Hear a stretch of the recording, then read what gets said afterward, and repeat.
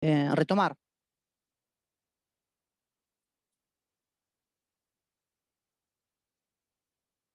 Ahí está. Bueno, ahí puse a grabar. Bueno, ¿alguna pregunta más? ¿Venimos bien?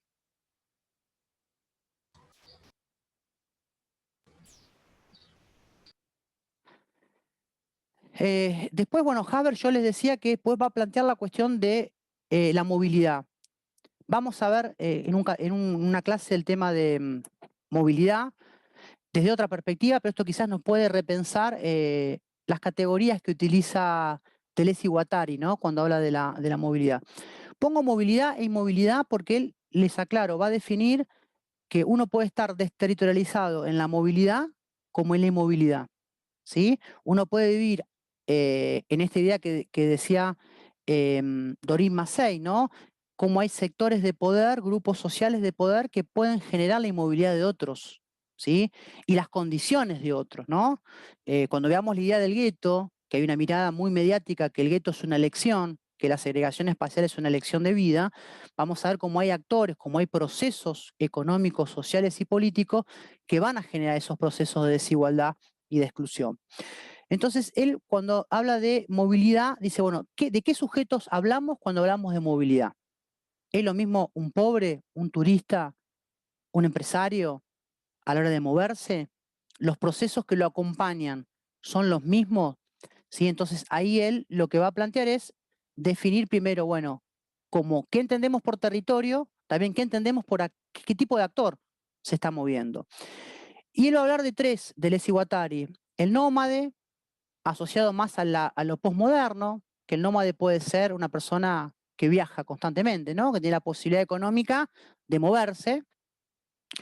Acá podemos contraponer el concepto clásico de nómade, ¿no?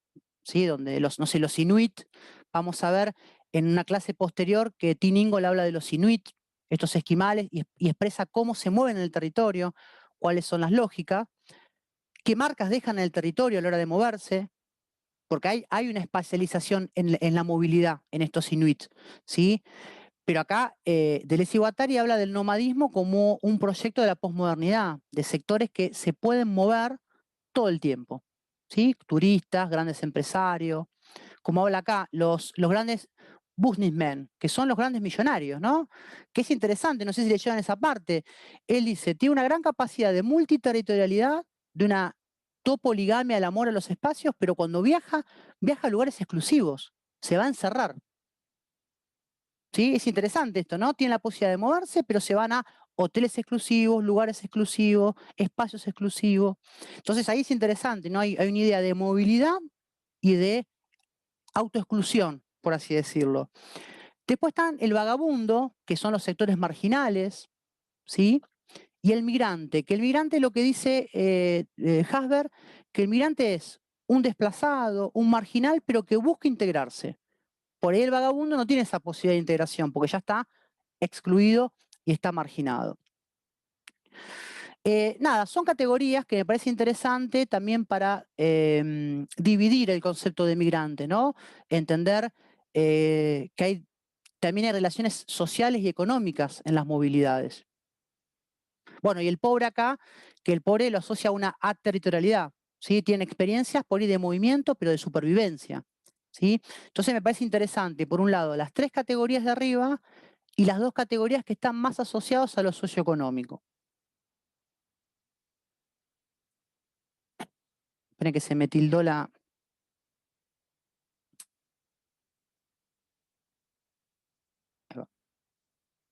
Bueno, y acá hay un cuadro que verán que es un poco complejo, pero quiero marcar algunas cuestiones. Él va a poner al sedentario, ¿sí?, dentro de una línea de la territorialización, y al migrante y al nómade en un proceso de desterritorialización. Y va a hablar de líneas, ¿no? Acá, como decía el compañero, en ese texto que yo voy a compartir, Hasber un poco colabora. Deleuze y Guattari van a hablar de tres líneas, ¿sí? Para decir que la gente se mueve a través, la sociedad y el individuo se desplaza a través de tres grandes líneas. Una es la línea molar. ¿Y qué asocia la línea molar? La línea molar es aquellos actores que tienen la capacidad de sedentarizarse, que son propietarios de vivienda, que tienen trabajo estable, que pueden tener cierta permanencia en el territorio y que no están sujetos a incertidumbres económicas que lo van a generar a desplazarse. ¿Sí? Por ejemplo, la gente que no tiene casa, porque él piensa que también trabaja con los sin tierra de Brasil, ¿sí? Bueno, no tienen la línea molar, porque son gente que todo el tiempo está desplazado, está buscando para hacerse un lugar. Y en esta línea molar es el Estado, ¿sí? Que puede sobrecodificar, pues habla, tiene la capacidad de generar espacios de territorialización. Esto también lo trabajaba Lefebvre cuando habla que el capital tiene la capacidad de hacer territorio. Cuando uno mira un mapa de urbanización, no sé si están los colegas de arquitectura, que por ahí nos pueden ayudar más, cuando uno mira un mapa de urbanización, ese mapa no es un mapa sujeto a lo espontáneo. Hay actores que van generando procesos de inclusión y de exclusión. ¿Sí? Van generando que la gente viva acá, que se mueva acá. Uno cree que elige todo el tiempo, pero muchas veces en esa selección, acá vino mi hija, en ese proceso de selección hay un Estado, hay actores que van configurando ese territorio. Ahora, el migrante tiene una línea molecular. ¿Qué es la línea molecular? Dice el autor. Es la línea del movimiento, del devenir. ¿Sí? Es un sujeto, ojo, no implica que el migrante no pase después una línea molar el día de mañana, ¿se entiende? Pero la línea molecular tiene que ver con cuestiones en movimiento. Habla de rizoma, del Esiguatari. ¿Qué es el rizoma? El rizoma es una entidad que no es jerárquica, sino que es como que se expande, ¿sí? Es más anárquica. Y el nómade habla de línea de fuga. La línea de fuga es quizás el proceso absoluto de desterritorialización. Es el sujeto que puede entrar en un ámbito totalmente desterritorializado, ¿sí? Entonces, acá él va a dividir un poco en esto. Fíjense cómo él va a definir la estructura siempre dual, ¿no? Acá lee la línea de fuga. Pero responde un poco a esto, ¿no?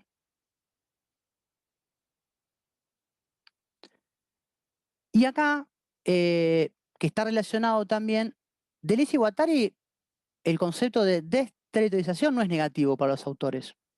No lo ven negativo, independientemente que después el resultado sea un proceso marginal, etc.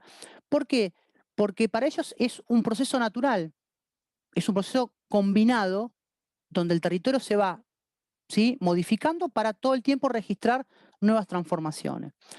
Y la exclusión es otra cosa, por eso Hasber va a hablar de este concepto, aglomerados, acá, aglomerados humanos de exclusión. Él va a decir que este concepto lo utiliza para hablar de los procesos de exclusión más graves de los sectores sociales.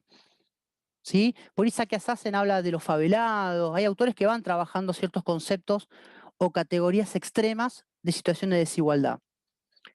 Y él va a hablar del tema de amontonamiento o agrupamiento. El amontonamiento para Hasber tiene que ver en aquellos procesos donde hay una marginalidad absoluta y donde no hay una dinámica de control. ¿Sí? La gente vive bajo las condiciones que puede. Y acá fíjense que él, aparte de hablar de desterritorialización, habla de una territorialización precaria, ¿sí? Y esos son lugares, ¿se acuerdan la clase de frontera? Que había un texto que hablaba de diferentes fronteras en base a la segregación, ¿sí? Bueno, esta es una segregación totalmente absoluta, es donde el Estado o los actores no intervienen, ¿sí? Hay una dinámica muy, pues habla de amontonamiento, donde la gente vive en las condiciones que puede. Y acá está el cuadrito donde él retoma, ahora vamos a ver, ¿sí? Cuando habla de territorio-zona, ahora vamos a ver, territorio-zona es el Estado, por ejemplo. El Estado donde puede controlar un territorio a través de una zona determinada. Los territorios red son las empresas transnacionales, ¿sí? Son los actores que pueden moverse rápidamente, que tienen la capacidad de moverse muy rápidamente. Y los aglomerados están en un proceso totalmente, ¿sí? Es una exclusión absoluta. Ahora, si vamos al texto de Dorin Massey, cuando habla de las favelas, Dorin Massey hablaría que son territorios excluidos, pero que de ahí, ¿se acuerdan? Salen jugadores de fútbol, sale la lambada, ¿sí? Por ahí los sujetos no se mueven, pero aparecen condiciones culturales que sí se mueven, ¿sí? Entonces, digo, para articular con otros autores. Y acá está el proceso, ¿sí? El Estado-Nación, va a decir Hasber, juega con las dos cuestiones. es territorio zona cuando quiere que, supongamos, Donald Trump, es territorio zona. ¿Por qué? American First, América para los americanos, cerramos la frontera, no entra nadie, recuperamos las empresas transnacionales, pero ahora cuando él tiene que dominar o pretende dominar la economía mundial, fomenta los territorios red. O al revés, los estados nacionales fomentan las empresas transnacionales, pero no fomentan la libre movilidad de las personas.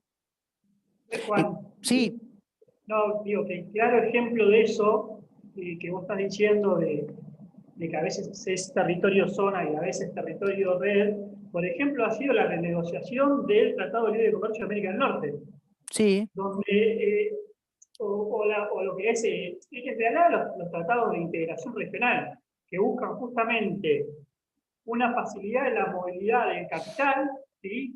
Eh, pero a la vez pone muchos obstáculos para la movilidad de los flujos de personas. ¿Sí? Entonces, esa frontera, digamos, ese espacio fronterizo, muchas veces actúa de contención de ciertos movimientos migratorios, pero no lo hace, ¿sí? Con el capital, ¿no? Y ahí es donde juegan estas dos cuestiones que vos vas, por lo que yo entiendo, ¿no? sí, sí, sí, Sería sí. de territorio zona, territorio red, cómo es cuando nos conviene, o puede ser un territorio zona y cuando nos conviene, ¿sí? Al revés, Claro. territorio Sí, sí, red. sí, sí. Tal cual. Por eso fíjense que lo que termina a fin de cuentas Javier era decir, bueno, miremos estas categorías siempre relacionadas, ¿no?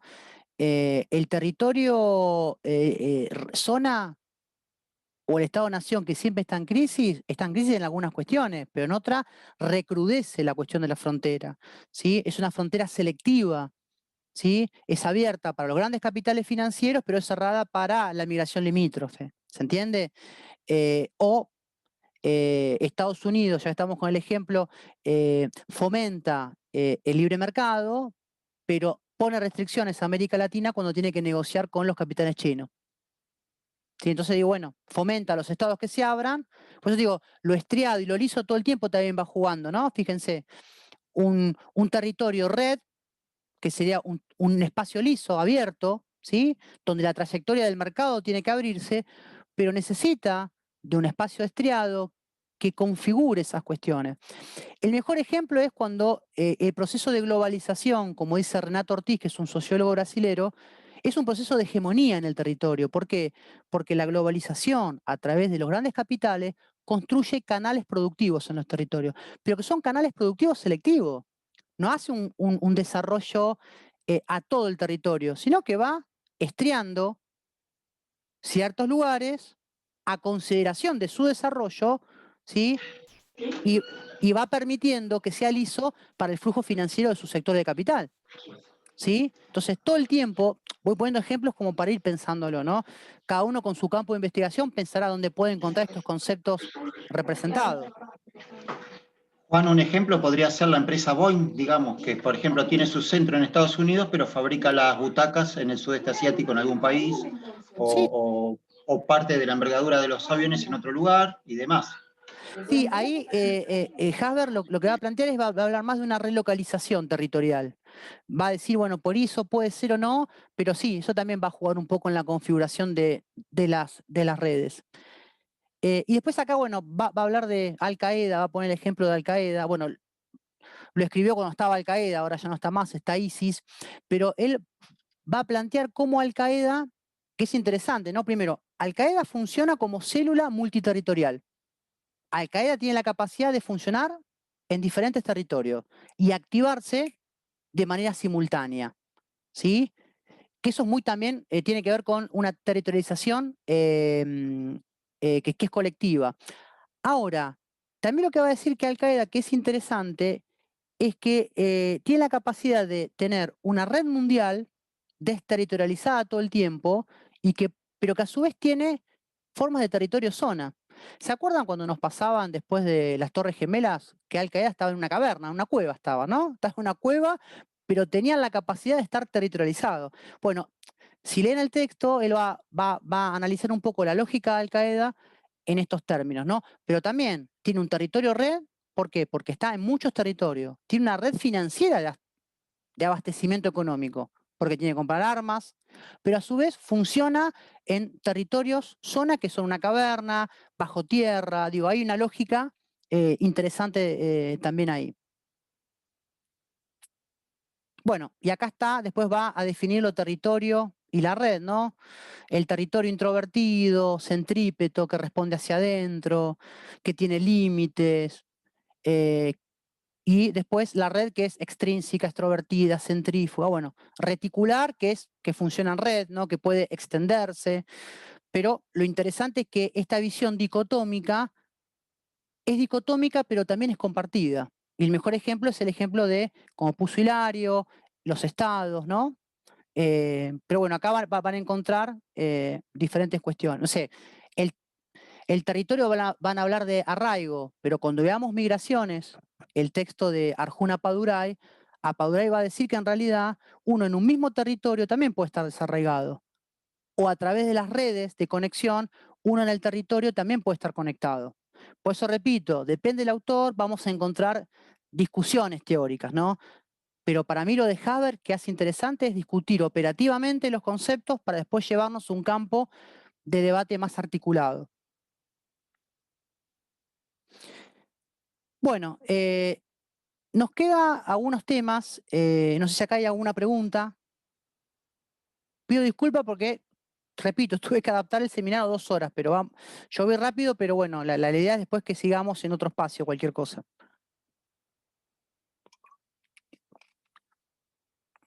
Porque Manzano Fernández va a trabajar también con el concepto, creo que Martín había hablado de movimientos sociales en su momento. Manzano Fernández también va a apuntar a un territorio multidimensional como Haber, ¿no? Va a plantear que tenemos que pensar el territorio desde muchas dimensiones, de muchas escalas, de manera interactiva, pluriescalar. Pero lo que sí me parece interesante es cuando hace esta diferenciación, cuando habla de movimientos socioterritoriales y socioespaciales, ¿no? Porque como decía Martín, bueno, ¿qué entiende el autor por territorio y por espacio? Acá lo que se va a enfocar Manzano Fernández es en la distinción del uso del territorio y en la necesidad de controlar el territorio. Va a decir, los movimientos socioterritoriales son aquellos que tienen al territorio como objeto de existencia. No pueden existir sin el territorio. ¿Por qué? Porque crean relaciones, construyen territorio, se espacializan. Ahora, el movimiento socioespacial, una ONG, una empresa transnacional, no es que no necesita el territorio, pero se apropia y construye diferentes procesos espaciales en el territorio.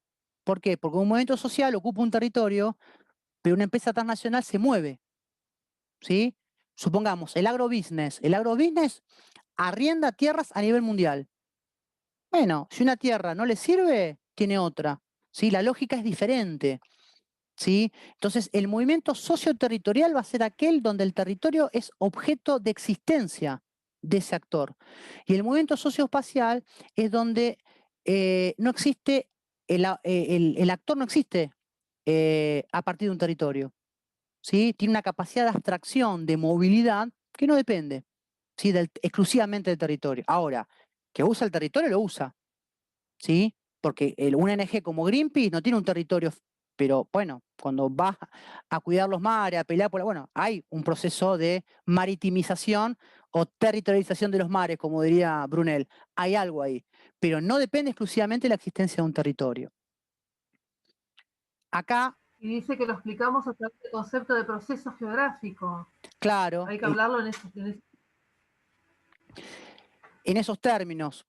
Walter Porto Goncalves, que también es interesante el brasilero, va a decir, un movimiento se territorializa cuando los actores modifican ese espacio doméstico y de producción.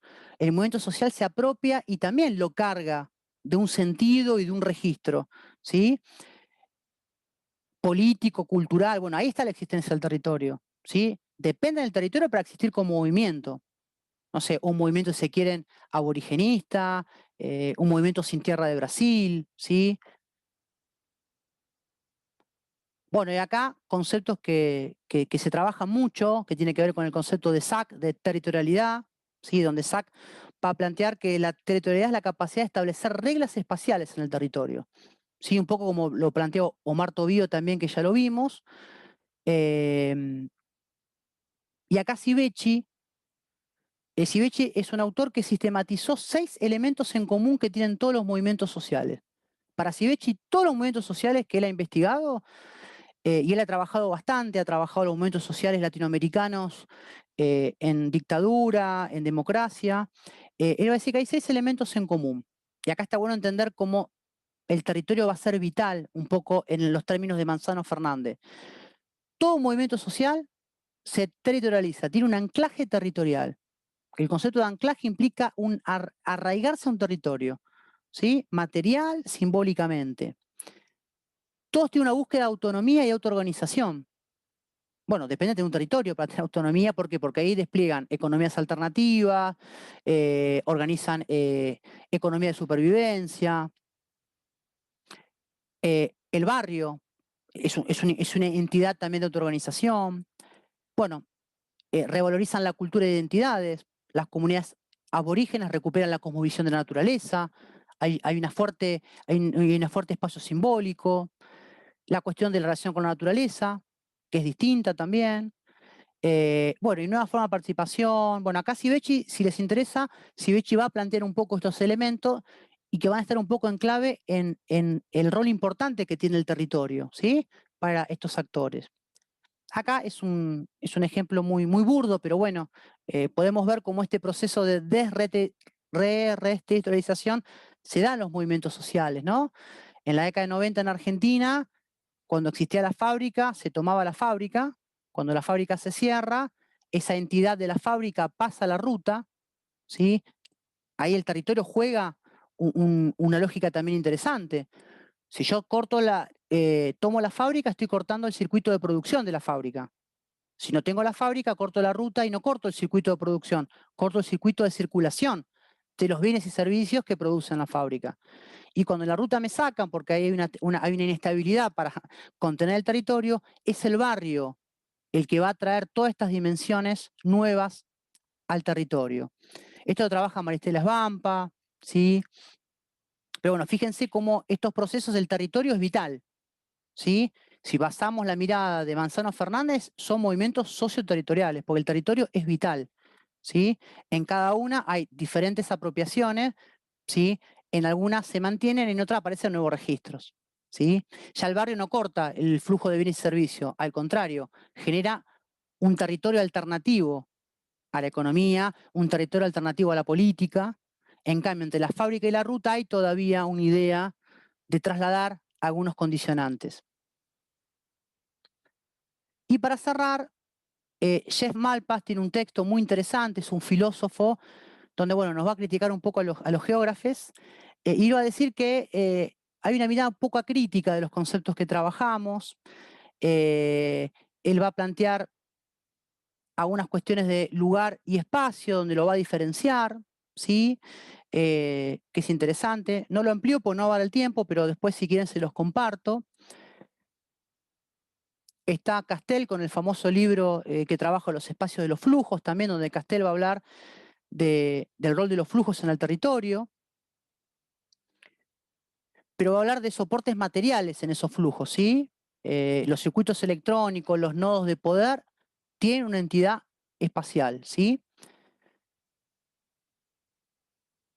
El espacio de las esferas, que es interesante, ¿no? Este es un filósofo noruego que va a hablar de que vivimos en un espacio de las esferas, ¿no? Que el mundo globalizado, que el mundo como así lo vivimos, un poco en pandemia, ¿no? En pandemia vivimos un poco en el espacio de las esferas, ¿no? Él va a hablar de el espacio esférico, ¿no? Que el ser humano, la primera esfera es el útero de la mujer, y después vamos a ir formando diferentes esferas en nuestras vidas. Nada, trabaja del psicoanálisis, es muy complejo, yo he leído pocas cosas, pero me parece interesante cómo él va a tomar el concepto de habitar de Heidegger y lo va a pensar en el tiempo actual de cómo vivimos, ¿no? Entonces va a decir, para sobrevivir, la gente vive en esferas, encerrado en la casa, encerrado en un country, encerrado en lo doméstico, y va a hablar un poco de esta idea de esfera como un espacio de protección. Y a mí se me ocurre la pandemia. la pandemia nos llevó a vivir en esferas, ¿no? Nos llevó a vivir encerrados en la casa, nos llevó a fortalecer o no la relación de pareja, cada uno sabrá, nos llevó a, bueno, a estar en una burbuja. Entonces el concepto de espacio, él lo va a pensar en un espacio más íntimo y va a tomar el psicoanálisis con la mirada del habitar de ¿cómo se llama? De Heidegger. Y por último, este es un cuadro que lo saqué yo de Héctor Dupuy, que va a trabajar el territorio de una construcción más interactiva, ¿no? Lo que va a decir Héctor en este libro que toma texto de Taylor y Wallenstein, él va a decir que entre territorio y procesos socioeconómicos, políticos, culturales, en el medio hay una mediación. Ahí hay cosas que tenemos que estudiar, que son relaciones de poder, las cuestiones de los actores. No hay una cuestión tan inmediata de poder entender lo que pasa en un proceso social en un territorio.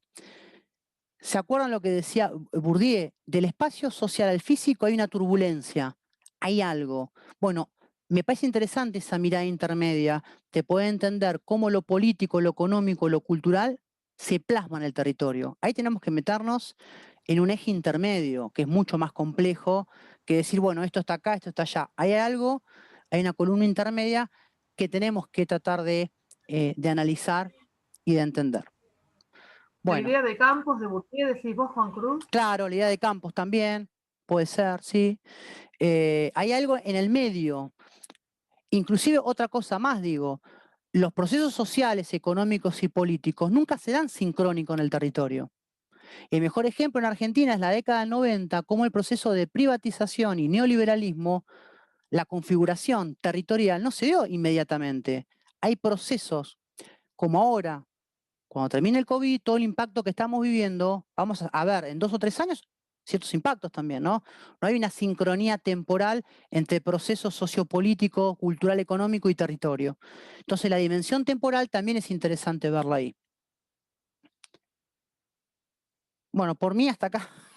Perdón que fui rápido, pero bueno, escucho ustedes ahora.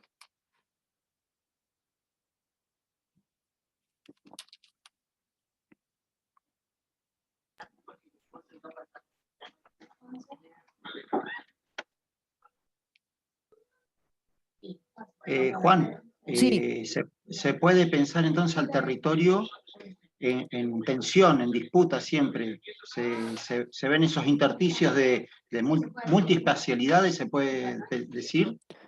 mira, es interesante, yo creo que hay 2 cosas.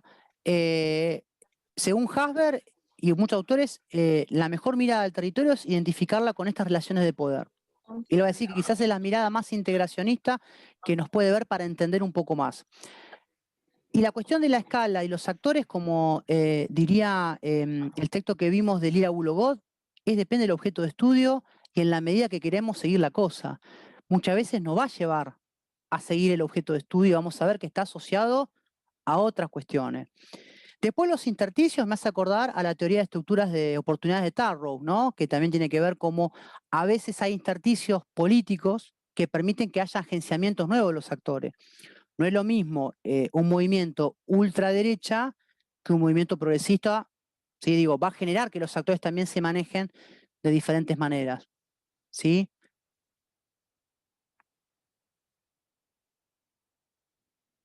Por eso, por un ejemplo. Profesor, y una Sí.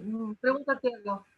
Siempre hay fronteras, dice, ¿no? Manzano Fernández, siempre va a haber fronteras en este estudio del tema de los territorios y los espacios. Siempre existen. A Lo ver, plantea así. cuando veamos la clase de movilidad y migración, que creo que es la otra y va grabada, hay autores que es interesante lo que dicen. Por más que uno trascienda límites, esos límites no desaparecen. Es así.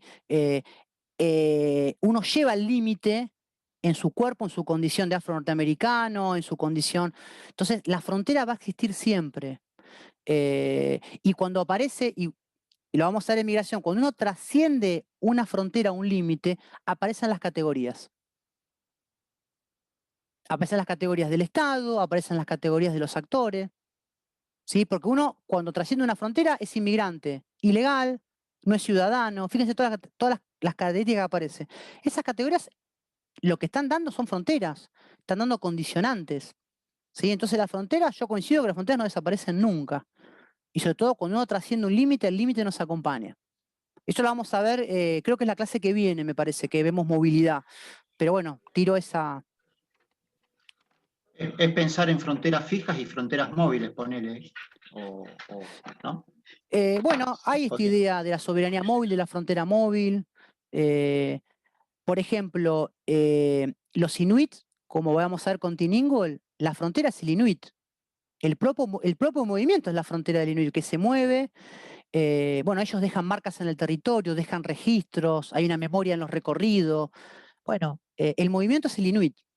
Cuando veamos Tiningal tiene cosas muy interesantes en ese sentido. Creo que no. Sí. Bueno, perdón, me quedé pensando si me olvidé algo más de comentar. Bueno, pero bueno, mi idea es esa, ¿no? Vieron que como cada clase vamos viendo cómo los conceptos se van relacionando. Mi idea es, si sale, puede fallar, es que en la séptima y octava clase podamos ver esos conceptos, ¿sí? Pero bueno, van a ver cómo movilidad, territorio, cultura, bueno, están intrínsecamente atravesados, ¿no? Profesor, con respecto a los temas de estos tópicos o categorías conceptuales, de acuerdo a todos los textos que venimos viendo digamos, de la data de los trabajos de los autores que nos das para leer, podemos decir que comienzan a partir de la década de 1990, mediados de 1990. Los Porque, autores... claro, por ejemplo, Milton Santos, Sí, Lefebvre, un no, montón de autores. Lefebvre es más, pero después hay gran parte, sí. Después, bueno, Tim Ingold es más nuevo los textos, pero sí, puede ser que haya una parte de la década del 90. Uno escribe más atrás. La verdad que no me puse a pensar datar los autores, pero es un lindo ejercicio pensarlo también. Claro, porque David Harvey también yo lo he leído, ¿te acuerdas que hemos visto con vos textos de él con respecto al tema de la desterritorialización? Sí, la década del 70 es un disparador muy fuerte por la perspectiva postmoderna, por el postfordismo, empieza a haber una lógica en ese sentido. La geografía radical. La geografía radical, sí, sí.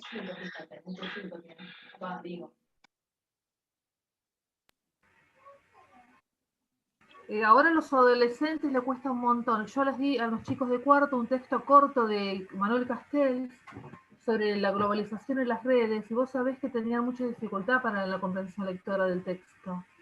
Bueno, y eso que hicimos una introducción a las transformaciones del capitalismo y demás, pero Y bueno, será ahí por lo complejo del lenguaje quizá, ¿no, profesor? Para poder... yo creo que a veces pasa es que consideramos que en un texto en sí mismo podemos encontrar el material para los chicos. Yo creo que cuando uno trabaja con casos concretos y vamos llevando los conceptos a diferentes casos, creo que es más fácil que ellos lo puedan aprender.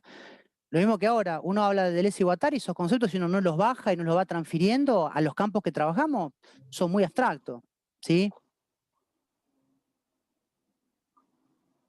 Claro, la transposición didáctica. La transposición didáctica de Yves Chevalard. Nos va quedando